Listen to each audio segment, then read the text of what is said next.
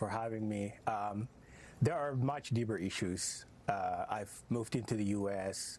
And in Maine about 11 years ago, and basically the first question that members of my community asked me which tribe, I belong to, and when I mentioned, so I fell into that category. So there's a deeper tribal rivalry going on in the community, much larger than anybody can actually imagine.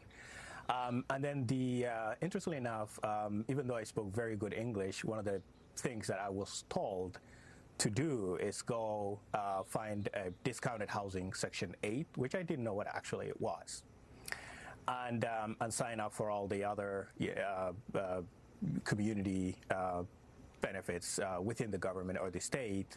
And my response was, I'm actually here to work and build, basic and become part of the American fabric, which is pretty much what I've been working on for a while. I'm incredibly fascinated by what you're having to say, so much so that I'm sorry to interrupt, but I just want to clarify. So when you felt that pressure and you were told to go join, public welfare programs once you moved here, where was that pressure coming from? Are you saying it's like cultural, like neighborhood, like neighbors telling you this is what you should do?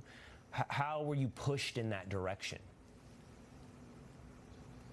Well, it was coming from the community that actually thought that was just a way of life, right? I instead of being asked about what kind of school I want to go to, what subjects I would love to study, and those interesting conversations weren't there at all. And my response was, can we do better things? Can we as a community actually integrate? And let's listen to that word, interestingly, because that had got me a huge backlash. This is many, many years ago that many people thought, no, let's not talk about integration.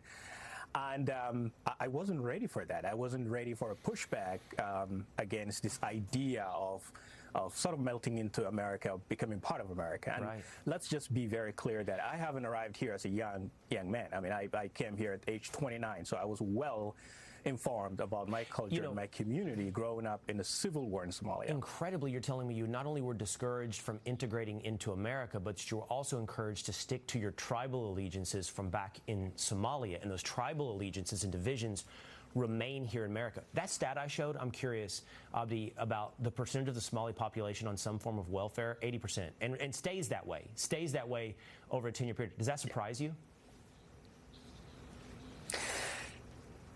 In some ways, it does not. Let me give you one example here. When I was in Somalia, a huge part of the population in Somalia, we're talking about 20 million people in Somalia, a huge number of that depended on $100 that family members in the U.S. sent back home.